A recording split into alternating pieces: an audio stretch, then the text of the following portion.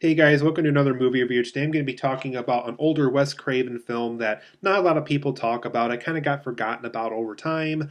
I would say Nightmare on Elm Street and Scream are probably one of his bigger films that he made over the course of his life. Obviously, Wes Craven's not around anymore, so we're at the point now where we're kind of looking back at the films he made and kind of looking at the good and the bad and so forth. But for today's movie review, I'm going to be talking about a film that not a lot of people talk about anymore, and it's not bad.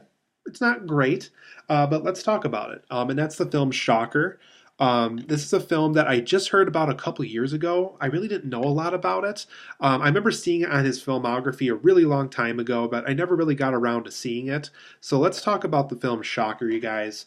In this movie, a character played by Peter Berg, who's been directing movies for a while now. He did. He's done a lot of them with Mark Wahlberg. Like he did that Lone Survivor, and he did Deepwater Horizon, and he's done a lot of directing projects over. He's done more directing than acting, I would say, over the past couple of years.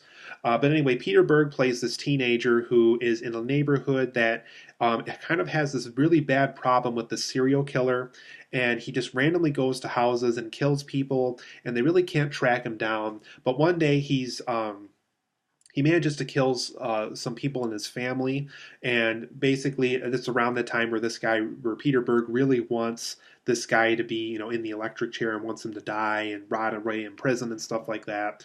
And obviously, this guy's really terrorized this neighborhood. He's really hurt a lot of lives and so forth. And so one day he is finally caught and he's put in the electric chair, but some people, including Peter Berg's character, doesn't think he's dead. And why he doesn't think that is because there's all these people who are running around, and it's just random people, and they have characteristics of the old serial killer. The way that he talks, the way that he walks around. He walked with a limp back when he was alive.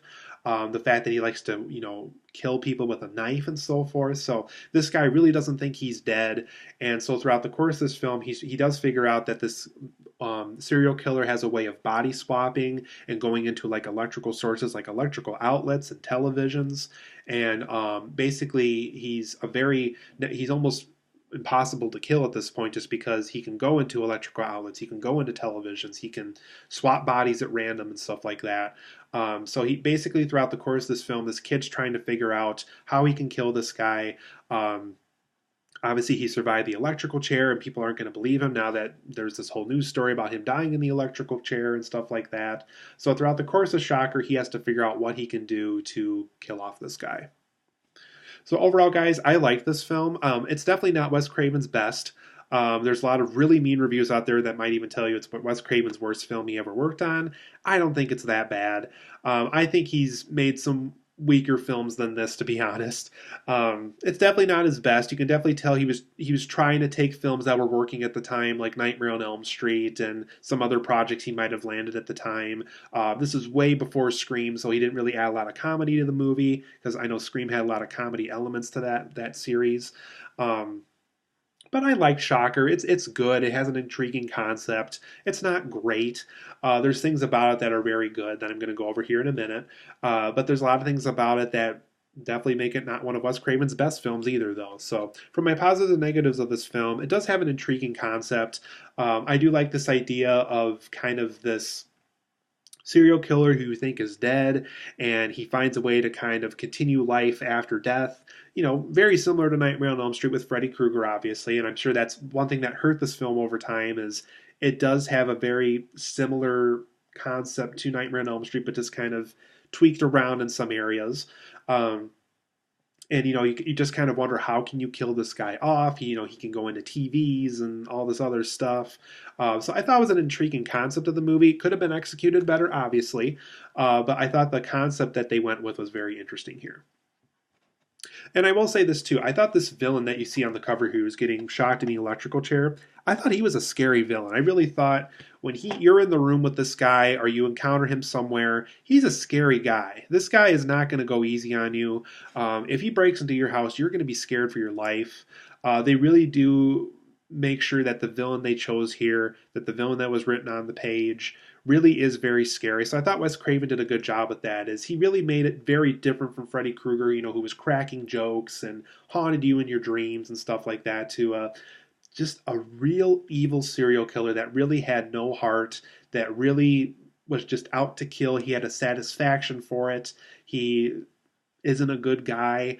He really doesn't want good in his life, obviously. So I thought the villain they went with was just very scary in the movie. So as far as making a villain that felt threatening to me, I thought it was very effective. There's also moments in the film where the serial killer and maybe somebody else go into the TV with him, and they're kind of a part of the show, and then the characters in the show react to their involvement in the TV and stuff like that. So I thought there was cool moments like that where they're incorporated into a TV, and other characters reacted like, "Hey, what are you doing here?" or "Hey, you're not the guy I wanted to give this weapon to," and stuff like that. So I thought they did stuff like that very effectively, creative and intriguing. And I thought those moments were handled very well in the movie. The film is also very brutal when necessary. There are some very violent kills in the movie, and it's very hard to watch at times. It's because some of these kills really do feel very realistic and very gruesome. So it definitely earns its R rating. Yes, I'm even looking on the back here. It is rated R, very deservingly so. Yeah, it's a very brutal film at times, and so I think that works for a film like this, where you have the serial killer on the loose. He survives the electric chair. He's on the loose again in an even more stronger way, and you kind of have to figure out what you can do to kind of kill this guy off. Um, so I thought it was very brutal when necessary. So I thought Wes Craven did a very good job with that element of the movie. There's also some practical effects in the film that I thought were very effective here. There's one with a chair where it's kind of hugging the Peter Berg character while he's thinks he's safe in his room and stuff like that. So there's practical effects that kind of bring you back to Nightmare on Elm Street back when Wes Craven worked on that. So I love seeing films where they really try to do it practically rather than with CGI. It just feels more fun and creative that way. So I like the use of practical effects in this movie. And there's also a lot of moments in the movie where you really root for the good guys. You really want them to take out this evil serial killer, whether it is him being alive or him after the electrical chair and stuff like that. Um, I really rooted for these guys. I really wanted them to kill off the serial killer, so I thought that aspect of the film was done very effectively too. For my negatives of Shocker and why I think it's probably not one of Wes Craven's better films, is the third act really doesn't have any rules to it. It just kind of throws everything out the window by the third act. It's like, hey, if you want to be a part of the TV, go ahead and do it. Or if you want to be a part of that show, go ahead and do it. Or if you want to be able to control this guy with a TV remote, go ahead and do it, and stuff like that. So I thought the third act just kind of threw everything out the window from the first two acts, and I really would have liked to have seen a third act that really kind of knew more what it was doing with itself. I also thought this film needed more characters, and that's really not a complaint I have very often. But this is the first film in a while where I feel like it needed more characters. Either certain characters get killed off too quickly, or they're not very involved with the story. It really just feels like it's just Peter Berg, the serial killer, the dad, and maybe like the friend from the football team, maybe. Those are really the only four central characters in the movie, and everybody else is just kind of background filler. So I thought the film could have benefited from more characters, or keep those characters around longer and give them more to do with the plot and stuff like that. Even Sam Raimi's brother has a role in the movie, and it's not a very big role. So I thought this film could have benefited from more characters and more interesting characters. One thing that felt very convenient to me too is the fact that this killer had so many hideaways within this neighborhood. You think with somebody this large and wanted this badly by like the FBI and so forth, you think in a small neighborhood it would be very tricky for him to kind of hide out somewhere and prepare like a perfect breakfast meal and to have cigarettes and stuff like that. So I thought too many hideaways were given to this character as a result. It felt a little convenient to me.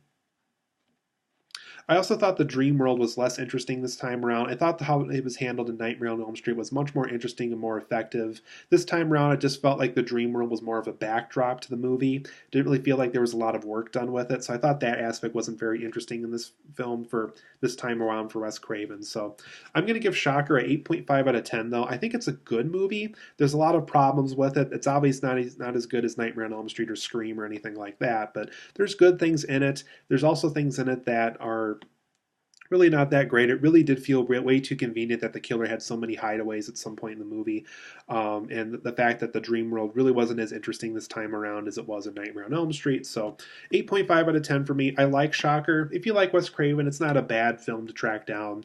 I would recommend getting it for as cheap as possible, though. Like I said, it's good, but there's a lot of problems with it. So, 8.5 out of 10 for me. I like Shocker, but it's a problematic film at the same time, too.